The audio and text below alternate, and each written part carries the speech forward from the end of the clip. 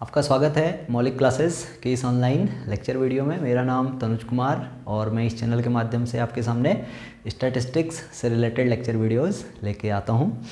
तो अभी तक आपने अगर हमारा चैनल सब्सक्राइब नहीं किया है तो आप हमारे चैनल को सब्सक्राइब कर लीजिए। तो आज की क्लास में हम डिस्कस करने जा रहे हैं कंडीशनल प्रोबेबिलिटी पे बेस्ड कुछ प्रॉब्लम्स हम सॉल्व करेंगे। तो देखिए, लास्ट लेक्चर वीडियो में हमने कंडीशनल प्रोबेबिलिटी को डिस्कस किया था। कंडीशनल प्रोबेबिलिटी क्या होती है और कैसे हम इस केस में प्रोबेबिलिटी को कैलकुलेट करते हैं। तो वो लेक्चर वीडियो का लिंक आपको नीचे डिस्क्रिप्शन में मिल जाएगा, तो वहाँ से आप देख सकते हैं।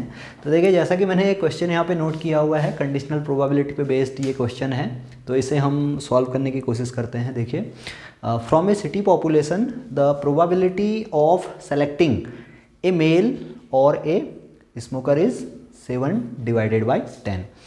सेकेंड पार्ट जो इन्फॉर्मेशन सेकेंड इन्फॉर्मेशन हमें गिवन है वो है a male smoker is 2/5 and a male if a smoker is already selected is 2/3। तो 3 प्रोबेबिलिटी हमें गिवन है। तो इस इंफॉर्मेशन के बेसिस पे हमने क्या करना है, कुछ प्रोबेबिलिटीज़ यहाँ पे कैलकुलेट करनी है, कुछ इवेंट्स की प्रोबेबिलिटी कैलकुलेट करनी है। तो पहला इवेंट है सेलेक्टिंग ए नॉन स्मोकर। इसी तरह से सेकंड इवेंट है selecting a male and third है a smoker if a male is first selected. तो इसको सॉल्व करने के लिए हम क्या करेंगे, देखिए सॉल्यूशन में हमने क्या किया, एक इवेंट ले लिया ए। तो इवेंट ए है हमारा सेलेक्टिंग ए मेल। सिमिलरली एक इवेंट हमने बी डिफाइन किया which is selecting a smoker. तो अब देखिए इन्फॉर्मेशन हमें क्या क्या गिवन है। जो फर्स्ट इन्फॉर्मेशन गिवन है उसमें हमसे कहा गया है सेलेक्टिंग ए मेल और ए स्मोकर। तो जब और की बात होती है, तो मैंने पहले ही बताया था, जब और की बात है तो इसका मतलब है यहाँ पे क्या होना है, यूनियन होना है, और जब एंड की बात होगी तो वहाँ पे इंटरसेक्शन होना है। तो देखिए हमें क्या इन्फॉर्मेशन गिवन है, a male means A and a smoker, smoker means B. हमने लिया हुआ है ना, A is selecting a male and B is selecting a smoker. तो यहाँ से ये हो जाएगा ए यूनियन बी। तो एक्चुअल में हमें क्या गिवन है, हमें गिवन है probability of A union B which is equal to 7 divided by 10। अब सिमिलरली सेकेंड पार्ट में a male smoker is 2/5। A male smoker means वो मेल भी है और स्मोकर भी है, यानी दोनों में क्या है, कॉमन है। तो कॉमन होगा तो ये ए इंटरसेक्शन बी। तो probability of A intersection B हमें गिवन है, तो ये वैल्यू है आपकी 2 डिवाइडेड बाई 5। एंड थर्ड है a male if a smoker is already selected. यानी हमने क्या करना है, मेल के सिलेक्शन की प्रोबेबिलिटी हमें गिवन है कब, जब हमें पता है कि हमने क्या किया है, एक स्मोकर सेलेक्ट किया है। That means probability of selecting a male when it is known that smoker is already selected, that is probability of A for given B. तो ये प्रोबेबिलिटी है 2/3। तो इतनी इंफॉर्मेशन हमें क्वेश्चन में गिवन है। तो इस इंफॉर्मेशन के बेसिस पे हमने क्या करना है, अपने इन प्रोबेबिलिटीज़ को सॉल्व करना है। तो देखिए फर्स्ट पार्ट में सेलेक्टिंग ए नॉन स्मोकर। अब देखिए स्मोकर के सिलेक्शन को हमने बी से डिनोट किया है, तो नॉन स्मोकर के सिलेक्शन को हम बी कॉम्प्लीमेंट यहाँ पे कहेंगे। तो हमने क्या कैलकुलेट करना है, हमने कैलकुलेट करना है प्रोबेबिलिटी ऑफ बी कॉम्प्लीमेंट या बी बार, या इसको हम बी बार लिखते हैं या बी कॉम्प्लीमेंट, इस तरह से यहाँ पे सी अप्लाई कर देते हैं, या डैश हम कहते हैं। तो ये सारा क्या है, कॉम्प्लीमेंट को रिप्रेजेंट करेगा। तो probability of B complement is 1 minus probability of B. ये हमें पता है बी और बी कॉम्प्लीमेंट हमारे क्या है, म्यूचुअली एक्सक्लूसिव इवेंट हैं। तो इस तरह से हम अपनी प्रोबेबिलिटी को कैलकुलेट कर सकते हैं। तो अब हमने क्या करना है, प्रोबेबिलिटी ऑफ बी कैलकुलेट करना है। तो ये प्रोबेबिलिटी ऑफ बी कैसे कैलकुलेट होगी, देखिए इसको कैलकुलेट करने के लिए हम क्या करेंगे, कंडीशनल प्रोबेबिलिटी का यूज करेंगे। तो कंडीशनल प्रोबेबिलिटी देखिए क्या होती है, probability of A for given B. इसका जो रूल है ये है probability of A intersection B divided by probability of B. तो यहाँ से प्रोबेबिलिटी ऑफ बी हम कैलकुलेट कर सकते हैं। तो प्रोबेबिलिटी ऑफ बी हो जाएगा probability of A intersection B divided by probability of A for given B. तो ये probability of A intersection B हमें गिवन है, कितना है, 2 divided by 5। And probability of A for given B ये है 2/3। तो इसे जब हम सॉल्व करेंगे तो ये आ जाएगा आपका 6/10। तो ये वैल्यू आ गई हमारी 6/10। तो यहाँ से देखिए जब हम इसे पुट करेंगे तो ये 1 minus probability of B, probability of B is 6 divided by 10, तो ये आ गया 4 डिवाइडेड बाई 10। तो ये तो आया प्रोबेबिलिटी ऑफ बी कॉम्प्लीमेंट, और हमें प्रोबेबिलिटी ऑफ बी भी यहाँ पे मिल गया, कितना है 6 डिवाइडेड बाई 10 है। तो अब देखें नेक्स्ट पार्ट क्या है, नेक्स्ट पार्ट में probability of selecting a male, हाँ probability of selecting a male, यानी हमें क्या करना है, प्रोबेबिलिटी ऑफ ए कैलकुलेट करना है। तो प्रोबेबिलिटी ऑफ ए कैलकुलेट करने के लिए हम क्या करेंगे, यहाँ पे एडिशन थ्योरम ऑफ प्रोबेबिलिटी का यूज करेंगे। एडिशन थ्योरम ऑफ प्रोबेबिलिटी कहती है probability of A union B is equal to probability of A plus probability of B minus probability of A intersection B. तो यहाँ से देखिए प्रोबेबिलिटी, ये हमारे पास है rule, probability of A union B is equal to probability of A plus probability of B minus probability of A intersection B.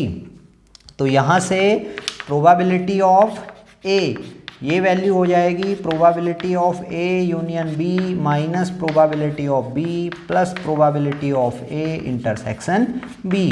तो देखिए probability of A union B हमें गिवन है, ये है आपका 7 divided by 10 minus probability of B, probability of B हमने अभी calculate किया है, ये है 6 by 10 plus probability of A intersection B, probability of A intersection B is 2/5, इस 2/5 को मैंने लिख लिया 4 डिवाइडेड बाई 10।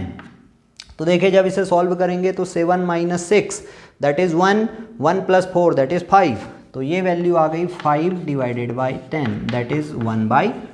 तो इस केस में selecting probability of selecting a male is 50% that is 1/2। तो इस तरह से हमने अपना सेकेंड पार्ट सॉल्व कर लिया।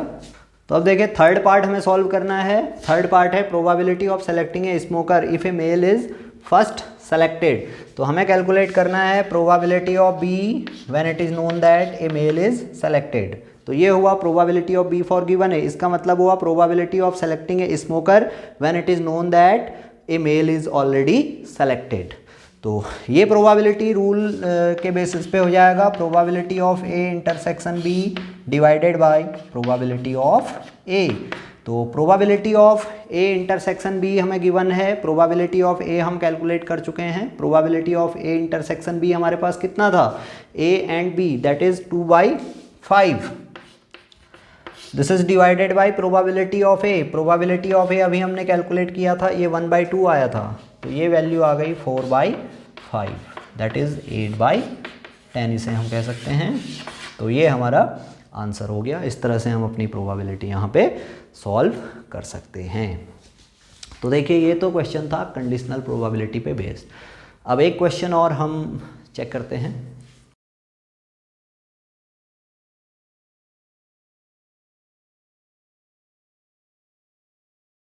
तो देखिए एक क्वेश्चन है, ये एक फेमस पैराडॉक्स है, गर्ल बॉय पैराडॉक्स हम इसे कहते हैं प्रोबेबिलिटी थ्योरी में। तो इसमें क्या है क्वेश्चन देखिए, in a family of 2 children, one is girl, what is the probability that the other child is also a girl. यानी हमें एक फैमिली गिवन है जिसमें 2 चिल्ड्रन हैं, हमें एक चिल्ड्रन की इन्फॉर्मेशन है कि वो चिल्ड्रन क्या है, वो चाइल्ड क्या है, हमारा गर्ल है। तो हमें पता करना है जो सेकंड चाइल्ड है वो भी गर्ल होने का क्या चांस है। तो देखिए यहाँ पे कंडीशन हमें गिवन है, कंडीशन क्या है, कंडीशन है 1 is girl, out of 2 children 1 child is girl. तो ये कंडीशन है। तो देखिए इस कंडीशन के बेसिस पे क्या होगा, हमारा जो सैंपल स्पेस है वो रिड्यूस हो जाएगा। अब सैंपल स्पेस क्या होगा, यहाँ पे जो यूनिवर्सल सैंपल स्पेस जो टोटल पॉसिबल आउटकम्स का सेट होना चाहिए था वो क्या होगा। तो देखिए इसमें अगर मैं बॉय को बी से डिनोट करूँ और गर्ल को जी से डिनोट करूँ, तो इस केस में जो सैंपल स्पेस बनना चाहिए वो होगा boy boy, girl girl, girl boy and boy girl. इस तरह का सैंपल स्पेस यहाँ पे बनेगा। तो अब लेकिन क्या है, क्वेश्चन में हमें कंडीशन गिवन है, कंडीशन क्या है, 1 चाइल्ड इज गर्ल। तो इस केस में हमें नोन है भाई जो पॉसिबल कॉम्बिनेशन होंगे वो यहाँ से क्या हो जाएंगे, रिड्यूस हो जाएंगे, यानी ये आउटकम हमारा पॉसिबल नहीं है इस केस में। इस कंडीशन के अकॉर्डिंग ये आउटकम हमारा पॉसिबल नहीं है। तो इस केस में जो सैंपल स्पेस होगा वो सैंपल स्पेस हमारा रिड्यूस हो जाएगा और वो बनेगा girl girl, girl boy and boy girl.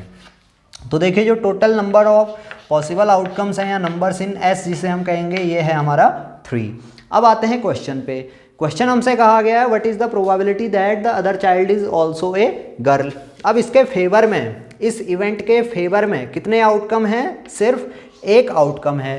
पहली चाइल्ड भी गर्ल है, दूसरी चाइल्ड भी गर्ल है, तो सिर्फ एक पॉसिबल आउटकम है। यहाँ पे एक गर्ल है, एक बॉय है, एक बॉय है, एक गर्ल है। अब ऐसा इसलिए क्यों लिख रहा हूँ, देखिए यहाँ पे क्या होगा ना, क्रोनोलॉजिकल ऑर्डर होगा।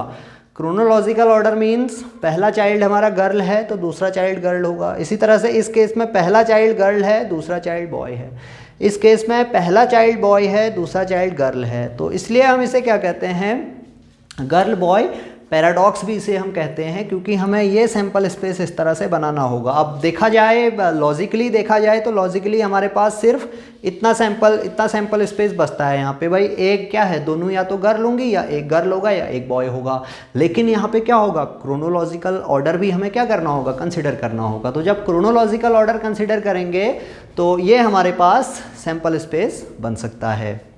तो अब हमने क्या किया, इस सैंपल स्पेस पे कंडीशन अप्लाई की तो हमारा सैंपल स्पेस रिड्यूस हो गया। ये कंडीशनल प्रोबेबिलिटी का लॉजिक मैंने आपको बताया था। कंडीशनल प्रोबेबिलिटी में क्या होता है, जो ओरिजिनल सैंपल स्पेस होता है वो कंडीशन के बेसिस पे रिड्यूस हो जाता है।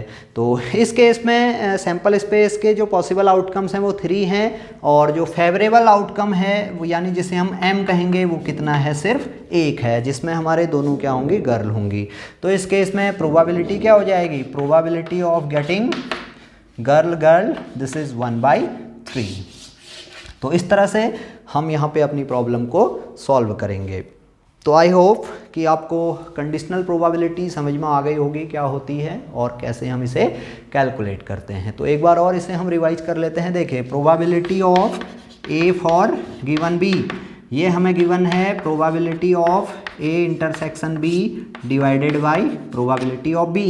इसी तरह से अगर probability of B for given A है तो ये हो जाएगा probability of A intersection B divided by probability of A. तो देखिए ये दोनों हमारी कंडीशनल प्रोबेबिलिटी हैं। अब हमें क्या करना होता है, हमें यहाँ पे प्रोबेबिलिटी कैलकुलेट करने के लिए हमारे पास 2 डिपेंडेंट इवेंट होंगे। एक इवेंट हमारा ए है, एक इवेंट बी है, और दोनों आपस में क्या हैं, डिपेंडेंट हैं, रिलेशन में हैं। तो हम क्या करेंगे, दोनों का जो कॉमन पार्ट है उसकी प्रोबेबिलिटी निकाल लेंगे, जिसे हम कहेंगे probability of A intersection B. उस जॉइंट प्रोबेबिलिटी को उसकी मार्जिनल प्रोबेबिलिटी से, यानी जो इवेंट हमें नोन है उस नोन इवेंट की मार्जिनल प्रोबेबिलिटी से उन दोनों इवेंट के जॉइंट प्रोबेबिलिटी को डिवाइड करेंगे तो हमें कंडीशनल प्रोबेबिलिटी मिल जाएगी। जैसे इस केस में है, 2 इवेंट हैं ए और बी, दोनों आपस में डिपेंडेंट हैं, तो बी का मार्जिनल तो हमें नोन होगा क्योंकि बी इवेंट हमें नोन है। और हमने क्या किया, इस बी की हेल्प से ए और बी का जो कॉमन पार्ट है उस कॉमन पार्ट की भी प्रोबेबिलिटी कैलकुलेट कर ली। तो ये probability of A intersection B divided by B, ये क्वांटिटी कैलकुलेट करेंगे तो ये कहलाएगा conditional probability of A for given B. तो इसी तरह से probability of B for given A हम इस रूल से कैलकुलेट कर सकते हैं। तो ये रूल आप याद रखेंगे, और ये रूल मैंने बताया था कहलाता है मल्टीप्लिकेशन थ्योरम ऑफ प्रोबेबिलिटी। तो इसी में अब आगे हम बढ़ेंगे। आगे में क्या होगा, जब इवेंट दोनों हमारे क्या होंगे, इंडिपेंडेंट होंगे, तो उस केस में कैसे हम सॉल्व करेंगे तो ये आप नेक्स्ट वीडियो में देखिएगा। अगर ये वीडियो आपको पसंद आया है तो इसे आप लाइक करेंगे, अपने फ्रेंड्स में शेयर करेंगे, और अगर आपने हमारा चैनल अभी तक सब्सक्राइब नहीं किया है तो प्लीज़ आप हमारे चैनल को सब्सक्राइब कर लीजिए। Thank you.